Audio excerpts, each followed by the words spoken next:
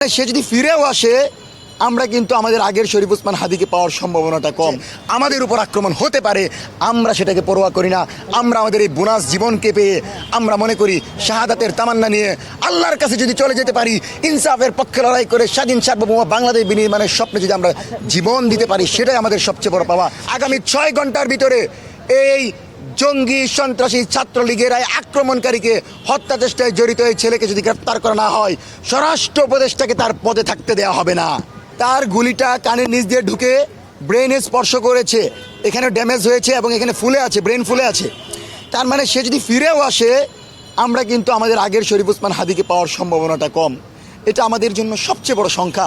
যেই হাদি একা বাংলাদেশকে প্রেজেন্ট করেছে, যেই হাদি একা জুলাইকে সারা বাংলাদেশের প্রতিটি গ্রামে গঞ্জে ঘুরে ঘুরে প্রতিষ্ঠিত করেছে, সেই হাদির উপর আক্রমণ করে জুলাইকে তারা ধমিয়ে দিতে চেয়েছে। আমরা বলে দিচ্ছি আগামী 6 ঘন্টার ভিতর মঞ্চ 24-এর পক্ষ থেকে, জুলাইয়ের শক্তিগুলোর পক্ষ থেকে বলে দিচ্ছি 24 ঘন্টা অতিক্রম হয়ে গেছে। আগামী 6 ঘন্টার ভিতরে এই জঙ্গি সন্ত্রাসী ছাত্রলীগের আক্রমণকারীকে হত্যা চেষ্টায় জড়িত এই ছেলেকে যদি গ্রেফতার করা না হয়, স্বরাষ্ট্র উপদেষ্টাকে তার পদে থাকতে দেওয়া হবে না।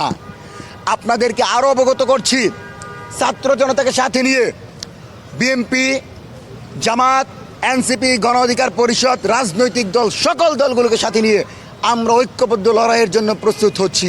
আওয়ামী লীগ ছাড়া সবাই মাঠে থাকবে জুলাইয়ের পক্ষে। এবং আপনারা জানেন জুলাইয়ের সকল সাংস্কৃতিক এবং রাজনৈতিক শক্তিগুলো একত্রিত হয়ে গণপ্রতিরোধ কর্মসূচির ঘোষণা দিয়েছে শাহবাগে, এবং জুলাইকের মিছিলের ঘোষণা দিয়েছে। তার মানে সবাই কিন্তু একত্রিত হচ্ছে আওয়ামী গুন্ডা মজুগুন্ডার বাহিনীকে, বাকশালী মুজিববাদী বাহিনীকে প্রতিহত করার জন্য। এটা জেনে এবং নির্বাচনের মাধ্যমে যদি বাংলাদেশ একটি ভারসাম্যপূর্ণ রাষ্ট্র হয়ে যায়, তাহলে আওয়ামী লীগ আর ফিরে আসতে পারবে না।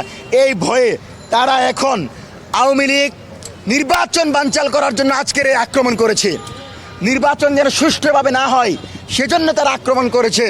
তার মানে আমরা নিজেদের ভেতর কোনো দ্বন্দ্ব করতে চাই না। আমরা এই স্লোগান দিতে চাই না যে নির্বাচনের কোনো আমাদের ফ্যাসিবাদ বিরোধী কোনো প্রার্থী আমাদের উপর আক্রমণ করেছে।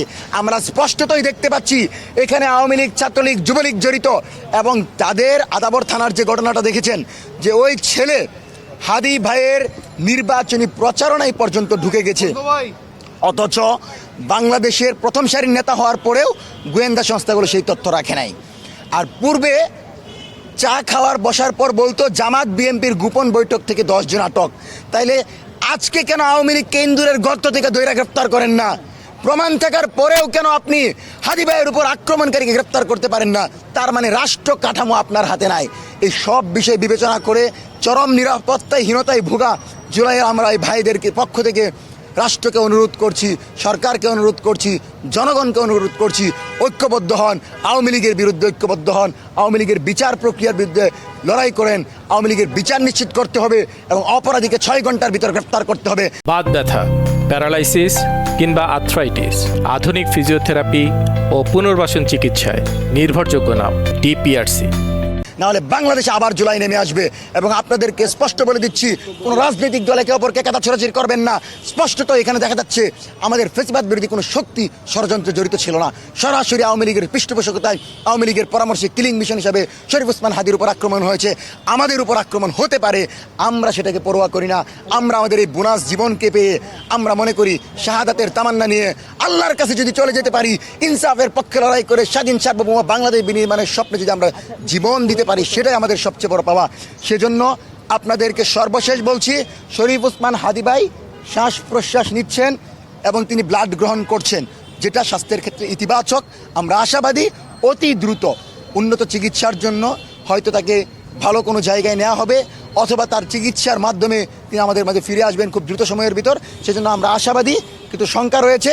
সেই জন্য দেশের আপামর ছাত্র জনতাকে নিয়ে একটি কথাই বলি, দোয়া করেন, আল্লাহর কাছে চান, আরশের মালিক যদি চায় ইনশাল্লাহ জুলাইয়ের পুত্র, জুলাইয়ের বীর শরীফ ওসমান হাদি আমাদের ভিতর ফিরে আসবে।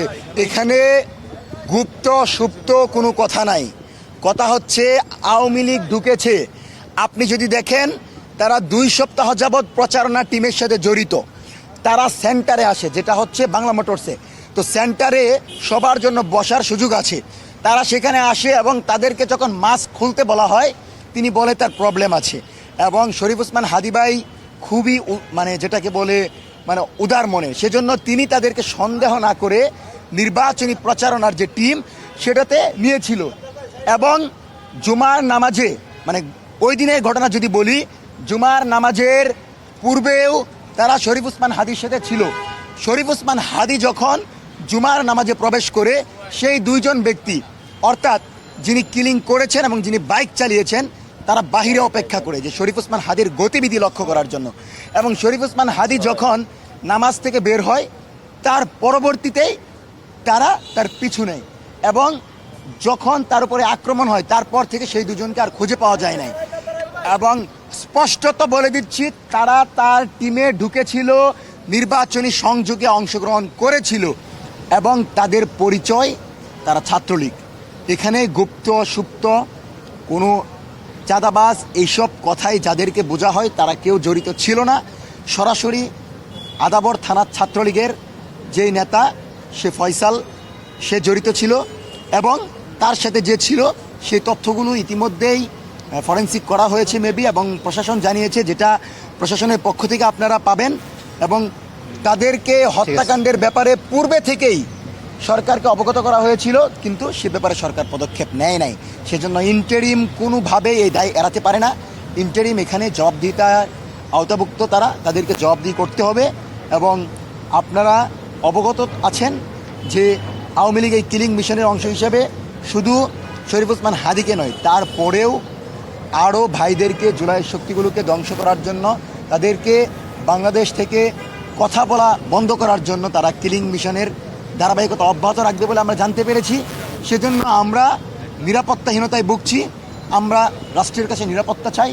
সবচেয়ে বড় কথা যেটা, আমরা শরীফ ওসমান হাদিকে আমাদের মাঝে ফিরে দেখি। আমরা যখন প্রোগ্রামগুলো করি বহু মানুষ পিছন থেকে আসে। আসলে এদের ব্যাপারে আমাদেরকে সতর্ক থাকতে হবে, যে কাউকে আপন ভাবার নাই। এবং একটা ব্যাপার, জুলাই যোদ্ধা কোনো পরিচয় হতে পারে না।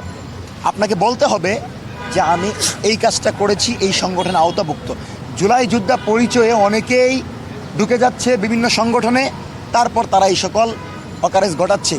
আর আমাদের পদক্ষেপ হচ্ছে আজকের পর থেকে আমরা রাজনৈতিক পরিচয়, জুলাইয়ে অবদান, তার যে ব্যক্তিগত পরিচয়, এটি ছাড়া কাউকে আমাদের অ্যাক্টিভিজমের অংশ আমরা করব না। এবং রাজনৈতিক দলগুলোর কাছে অনুরোধ থাকবে, যেই কাউকে ব্যানার ধরিয়ে দিবেন না, যেই কাউকে প্রসপেক্টাস ধরিয়ে দিবেন না, নির্বাচনী প্রচারে যে কাউকে নেবেন না। কারণ সেই যদি আপনার ব্যানার পোস্টার হাতে নিয়ে ভুল করে, তাহলে কিন্তু আপনার দলের, আপনার মতের, আপনার অ্যাক্টিভিজমের উপর প্রশ্ন উঠবে। সেজন্য পরিচয় এবং তার রাজনৈতিক ব্যাকগ্রাউন্ড এবং তার জুলাইয়ের যে অংশগ্রহণ, সেটি সম্পূর্ণ প্রমাণ ছাড়া আমরা কাউকে আমাদের সঙ্গী মনে করতে পারছি না।